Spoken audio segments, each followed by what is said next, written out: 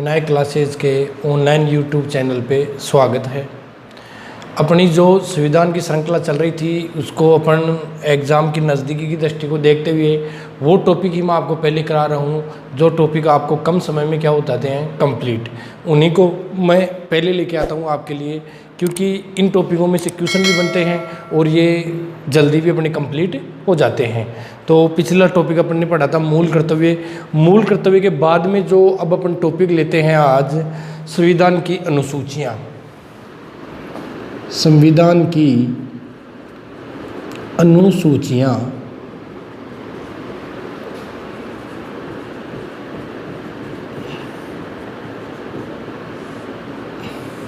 संविधान की अनुसूचियाँ जो टॉपिक है उसके बारे में अपन कंप्लीट पढ़ेंगे। बिल्कुल इजी वे में है ये टॉपिक और क्वेश्चन भी आने की पूरी संभावना इस टॉपिक में से है। तो अपन देखते हैं संविधान की अनुसूचियाँ। मूल संविधान में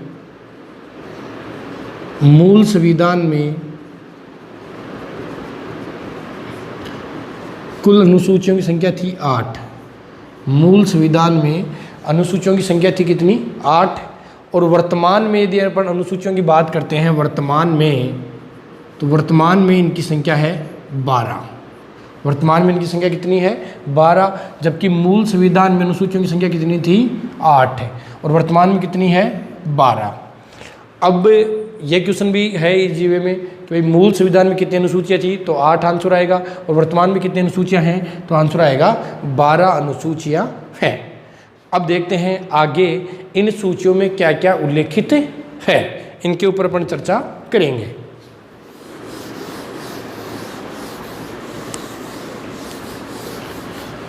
देखते हैं अनुसूची फर्स्ट। इसमें क्या है? अनुसूची फर्स्ट में भारत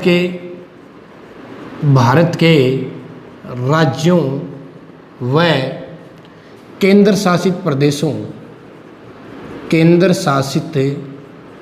प्रदेशों का उल्लेख है। यानी जो प्रथम अनुसूची है अपनी भारत की, उसमें भारत के राज्यों व केंद्र शासित प्रदेशों का क्या है? उल्लेख है। यानी भारत के राज्यों व केंद्र शासित प्रदेशों का उल्लेख है। अब क्वेश्चन देखो, वर्तमान में 28 तो गए अपने राज्य, 28 तो क्या है? राज्य। वो केंद्र शासित प्रदेश कितने हैं? तो केंद्र शासित प्रदेश है कितने? 8। कितने हैं? 8 क्या है अपने केंद्र शासित प्रदेश। देखो यदि अपन बात करते हैं 28 राज्य, तो 28वां जो राज्य है अपना कौन सा बना था? तेलंगाना। कौन सा बना था? तेलंगाना। 2 जून 2014 को कृष्णा समिति की सिफारिश पर इसका निर्माण किया गया था। कौन से का? तो तेलंगाना राज्य का निर्माण किया गया था।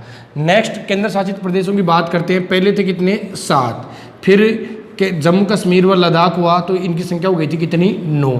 फिर क्या काम हुआ? दमन दीप दादरा नगर हवेली, इन दोनों को कर दिया गया 1। इनको कितना कर दिया गया? 1 कर दिया गया। तो अब 9 की बजाय ये कितने हो गए? 8। तो वर्तमान में केंद्र शासित प्रदेशों की संख्या कितनी है? 8। कितनी है? 8 है अपने केंद्र शासित प्रदेश, और 28 क्या है? राज्य। इनका उल्लेख अपने को संविधान की प्रथम अनुसूची में मिलता है। देखते हैं नेक्स्ट अनुसूची।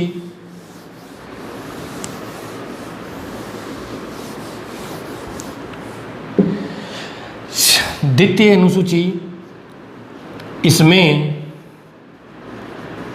प्रमुख पदाधिकारियों के वेतन भत्तों का उल्लेख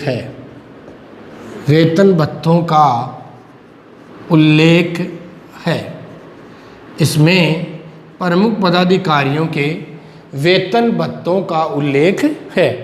यानी कौन सी अनुसूची में प्रमुख पदाधिकारियों के वेतन भत्तों का उल्लेख है? तो आपका आंसर आएगा अनुसूची नंबर 2। इसमें संविधान के प्रमुख पदाधिकारियों के वेतन भत्तों का उल्लेख है।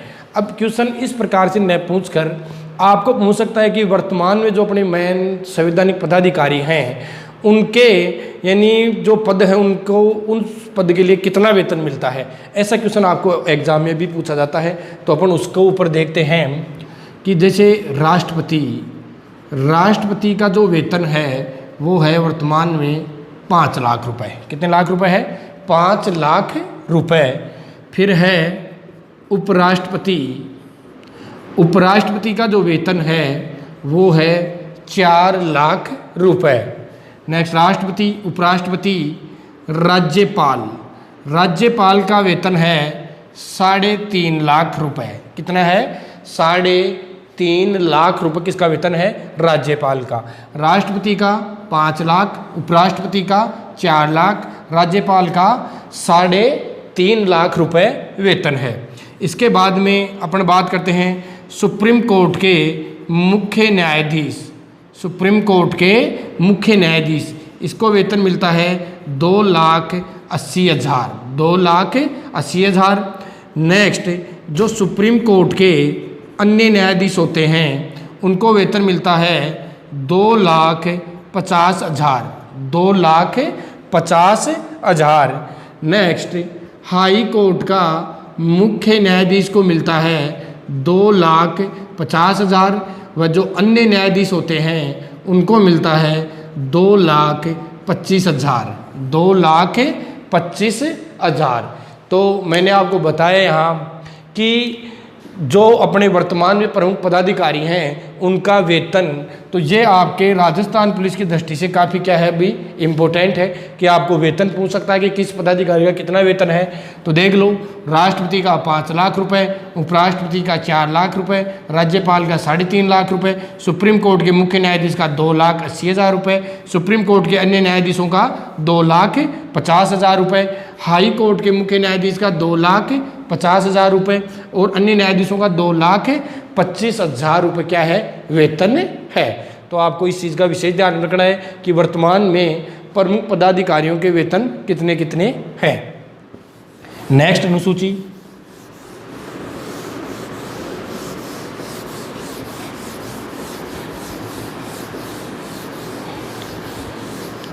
नेक्स्ट अनुसूची की अपन बात करेंगे तो अपनी तीसरी अनुसूची आती है। तीसरी अनुसूची में प्रमुख पदाधिकारियों के शपथ कार्यक्रम का उल्लेख है। प्रमुख पदाधिकारियों के शपथ कार्यक्रम का उल्लेख है। तो आपको ये बात ध्यान में रखनी है कि प्रमुख पदाधिकारियों का शपथ जो कार्यक्रम है वो कौन सी अनुसूची में है? तो अनुसूची नंबर 3। अनुसूची नंबर 3 में क्या है? शपथ कार्यक्रम। अनुसूची नंबर 3 में क्या है? इनका शपथ कार्यक्रम। देखो, शपथ कार्यक्रम की अपन बात करते हैं, इसमें प्रमुख यानी अपने केंद्रीय मंत्रिमंडल के मंत्री, केंद्रीय मंत्रिमंडल के मंत्री, मंत्रिमंडल के मंत्री, केंद्रीय मंत्रिमंडल के मंत्री। नेक्स्ट संसद के सदस्य, संसद सदस्य। नेक्स्ट सुप्रीम कोर्ट के न्यायाधीश, सुप्रीम कोर्ट के न्यायाधीश। नेक्स्ट विधानमंडल के सदस्य, विधानमंडल के सदस्य। नेक्स्ट नियंत्रक महालेखा परीक्षक। नेक्स्ट राज्य विधान यानी राज्य मंत्रिमंडल के मंत्री, राज्य मंत्रिमंडल के मंत्री। इन पदाधिकारियों के शपथ कार्यक्रम का जो उल्लेख अपने को मिलता है वो कौन सी अनुसूची में मिलता है? अनुसूची नंबर 3 में इनका उल्लेख मिलता है। आपको जो विशेष बात ध्यान में रखनी है, नोट लगा के अपने, वो बात ये है कि इसमें राष्ट्रपति, उपराष्ट्रपति, उपराष्ट्रपति व राज्यपाल के शपथ कार्यक्रम का उल्लेख इस अनुसूची में नहीं है। बाकी जितने भी अपने पदाधिकारी हैं, अपने जैसे केंद्रीय लोक सेवा आयोग, राज्य लोक सेवा आयोग, जितने भी अपने जो प्रमुख पदाधिकारी आएंगे, संसद के सदस्य, विधानमंडलों के सदस्य, केंद्रीय मंत्रिमंडल के मंत्री, राज्य मंत्रिमंडल के मंत्री, नियंत्रक महालेखा परीक्षक, इन सभी के शपथ कार्यक्रम का जो उल्लेख अपने को मिलता है वो मिलता है अनुसूची नंबर 3 में। जबकि राष्ट्रपति, उपराष्ट्रपति व राज्यपाल, इनके शपथ कार्यक्रम का अनुसूची नंबर 3 में उल्लेख नहीं है। इनका अलग से आर्टिकल्स हैं, उनमें इनका क्या है, उल्लेख है। तो आप इसका स्क्रीनशॉट ले सकते हैं।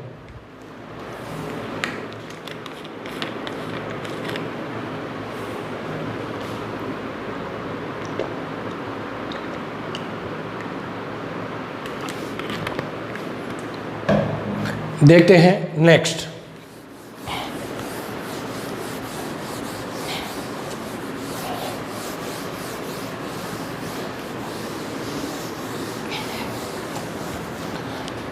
देखो नेक्स्ट है अनुसूची नंबर 4। अनुसूची नंबर 4, अनुसूची नंबर 4 में क्या है, इसमें राज्यों का राज्यसभा में प्रतिनिधित्व का क्या मिलता है, उल्लेख, कि भाई कौन से राज्य की कितनी सीटें हैं।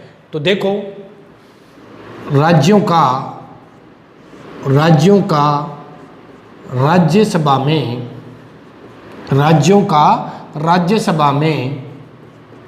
प्रतिनिधित्व, राज्यों का राज्यसभा में प्रतिनिधित्व का जो उल्लेख है अपने को कौन सी अनुसूची में मिलता है, अनुसूची नंबर 4 में अपने को राज्यों का राज्यसभा में प्रतिनिधित्व का क्या मिलता है, उल्लेख मिलता है। अब क्वेश्चन किस प्रकार से पूछा जाएगा एग्जाम में, तो क्वेश्चन है वो पूछा जाएगा,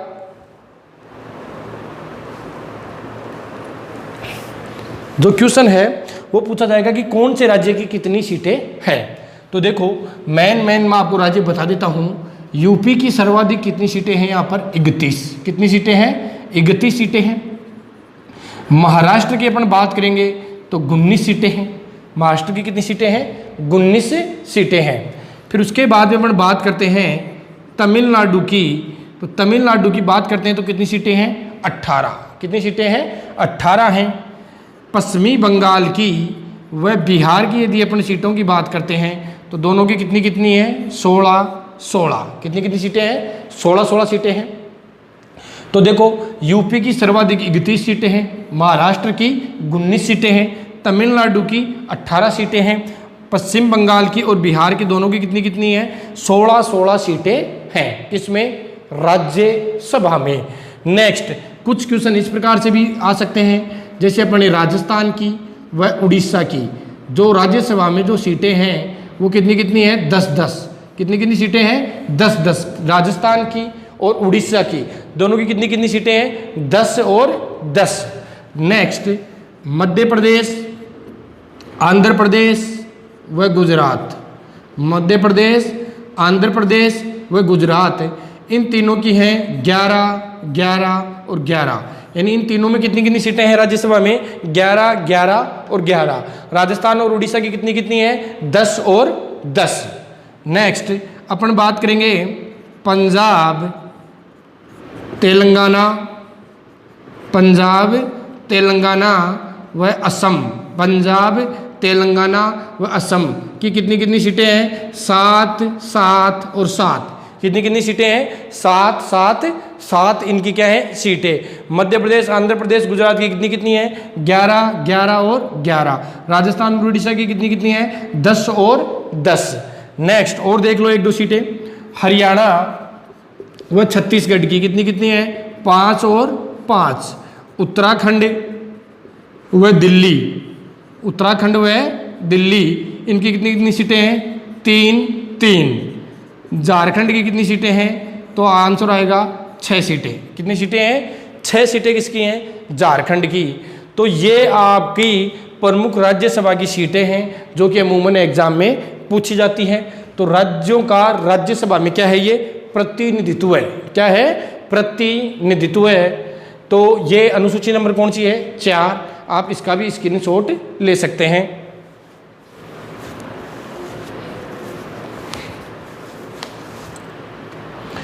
फिर नेक्स्ट है अपनी अनुसूची नंबर कौन सी है, 5।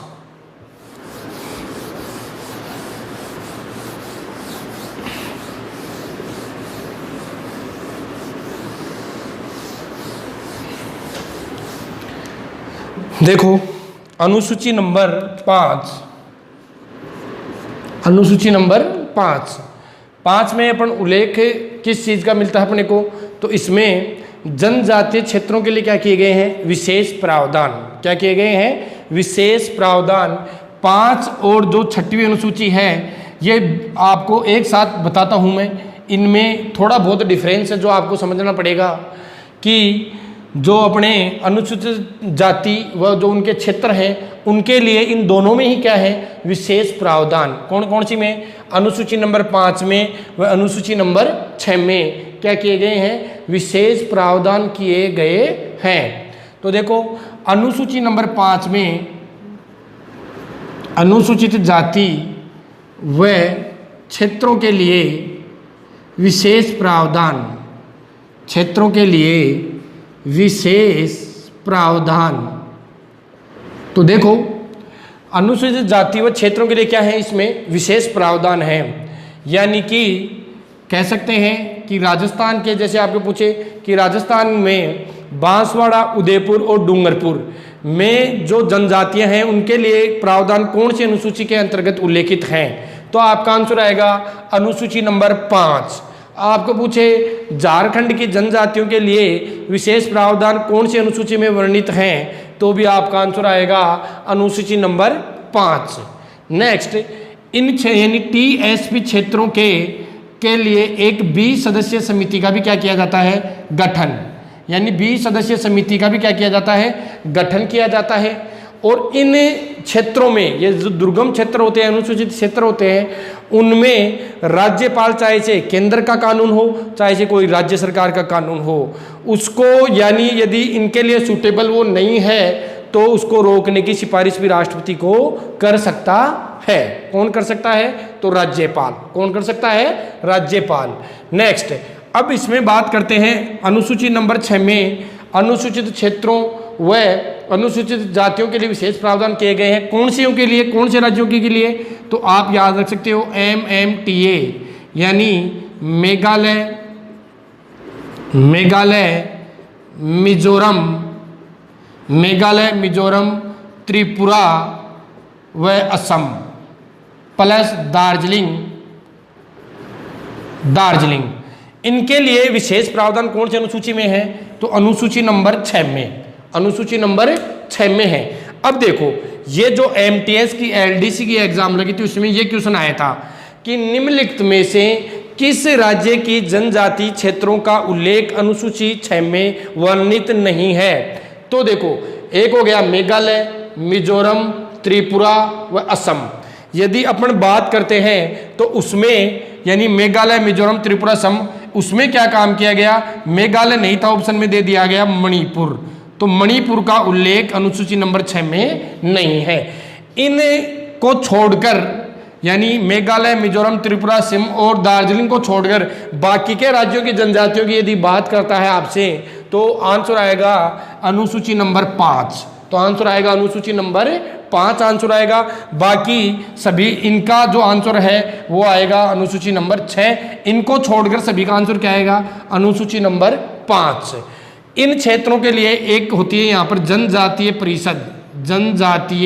परिषद, जिसमें टोटल 30 सदस्य होते हैं। इन 30 सदस्यों में से 4 को राज्यपाल क्या कर सकता है, मनोनीत करता है। और इन 20 सदस्यों में से अनुसूची नंबर 5 की में से ये जो 2/3 होते हैं ये ST के ही होते हैं। इन 20 सदस्यों में से 2/3 किसके होंगे, ST के होंगे। जबकि इन 30 सदस्यों में से यानी 4 सदस्य राज्यपाल क्या करता है, मनोनीत। कौन सी परिषद में, जनजातीय परिषद में 4 सदस्यों को क्या करता है, मनोनीत करता है। ये अनुसूची नंबर कौन सी है आपकी, 6। अनुसूची नंबर कौन सी है, 6वीं है आपकी। तो ये है आपकी अनुसूची नंबर 5 और 6। मेरे हिसाब से आपको क्लियर हुई है। फिर भी आपको यदि कोई संकोच होता है तो आप कमेंट्स में बता सकते हैं, उसका रिप्लाई जरूर किया जाएगा।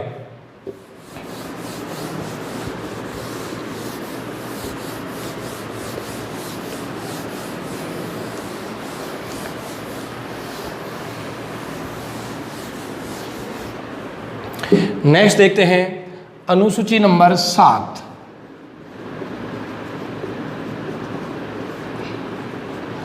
अनुसूची नंबर 7 देखो, अनुसूची नंबर 7 में है शक्तियों का विभाजन। शक्तियों का विभाजन, शक्तियों का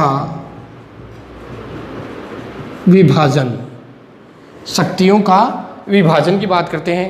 कौन सी में है? तो अनुसूची नंबर 7 में। कौन सी में है? अनुसूची नंबर 7 में क्या है? शक्तियों का विभाजन। आपको मैं कुछ इतिहास की बातें बताता हूँ। यदि प्रथम बार अपन शक्तियों के विभाजन की बात करते हैं तो 1935 का जो भारत शासन अधिनियम था उसमें 3 सूचियाँ बनाई गई थी, केंद्र सूची, राज्य सूची और समवर्ती सूची, यानी संघ सूची, राज्य सूची और समवर्ती सूची। उस समय उनमें विषय थे 59, 54 और 36, यानी संघ सूची में 59 थे, राज्य सूची में 54 थे और जो 36 विषय थे वो कौन सी में थे? समवर्ती सूची में कितने विषय थे? 36 विषय थे। अब बात करते हैं अपन मूल संविधान की।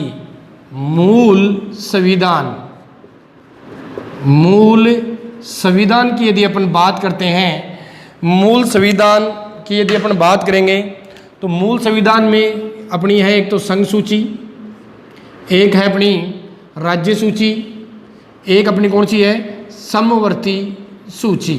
एक कौन सी है? समवर्ती सूची। एक कौन सी है? समवर्ती सूची। तो देखो, संघ सूची में, राज्य सूची में और समवर्ती सूची में मूल संविधान में आपसे यदि पूछता है तो इसमें थे 97 विषय, इसमें थे 66 विषय और इसमें थे 52 विषय, 47 विषय। कितने थे? 47 विषय, यानी 97, 66 और 47।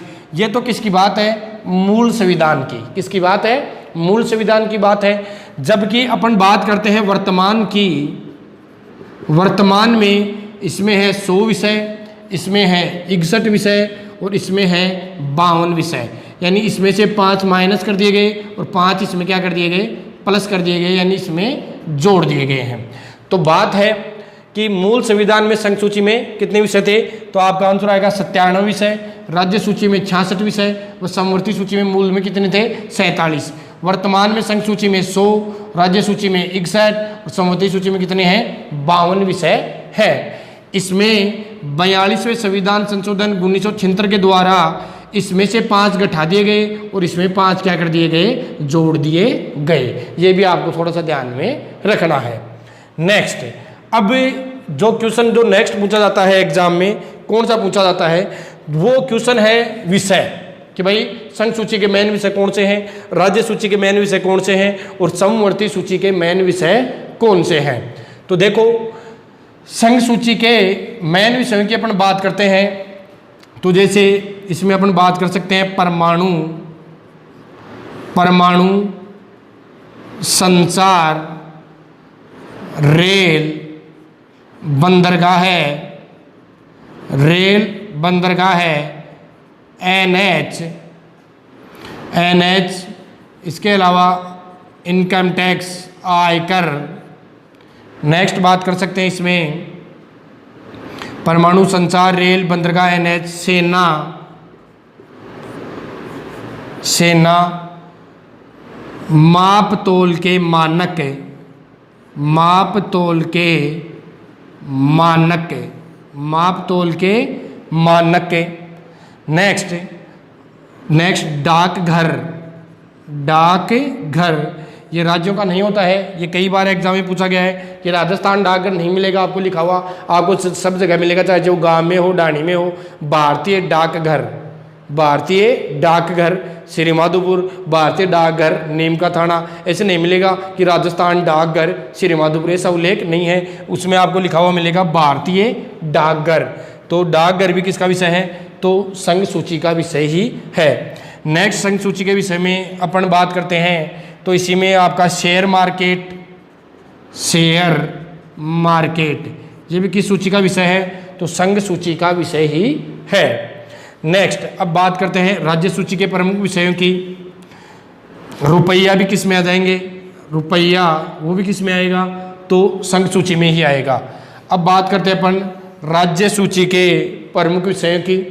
राज्य सूची के प्रमुख विषयों में अपन यदि बात करते हैं तो शराब कौन सी सूची का विषय है, राज्य सूची का विषय है। नेक्स्ट पथकर जो टोल टैक्स लगता है वो भी कौन सी सूची का विषय है, राज्य सूची का है। पुलिस जैसे Rajasthan police, Haryana police, Punjab police, ये जो है ये भी कौन सी सूची के विषय में आते हैं, राज्य सूची के विषय में ही आते हैं।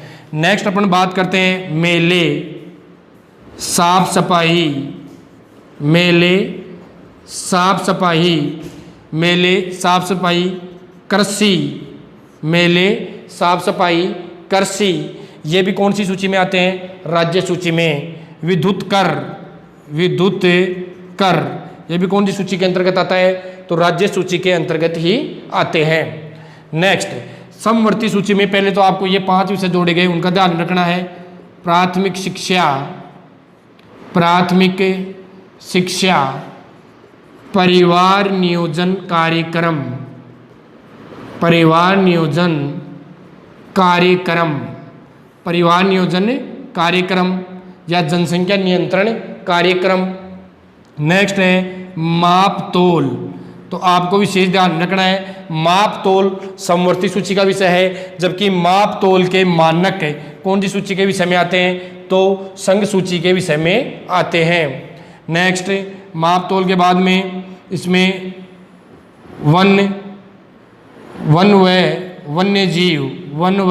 वन्य जीव, तो आपको राजस्थान ज्योग्राफी का भी एक बन गया ये क्वेश्चन कि वन्य जीव कौन सी सूची में सम्मिलित हैं, तो आपका आंसर आएगा समवर्ती सूची में। पहले कौन सी में थे, राज्य सूची में, लेकिन 42वें संविधान संशोधन 1976 के द्वारा हटाकर किस में जोड़ दिए गए, समवर्ती सूची में जोड़ दिए गए। वन्य जीव और एक है दंड प्रक्रिया, ये पहले सभी राज्य सूची में थे, लेकिन वर्तमान में कौन सी सूची में है, तो समवर्ती सूची में है। इसके अलावा विद्युत पे कर कौन सी सूची में आता है, तो राज्य सूची में, जबकि विद्युत कौन सी सूची में आएगी, विद्युत, तो आपका आंसर आएगा समवर्ती सूची में। कौन सी में आएगी, समवर्ती सूची में क्या आएगी, विद्युत आएगी। नेक्स्ट समवर्ती सूची में विवाह तलाक, विवाह तलाक, जन्म मरण पंजीकरण, जन्म मरण पंजीकरण, औद्योगिक विवाद, औद्योगिक विवाद।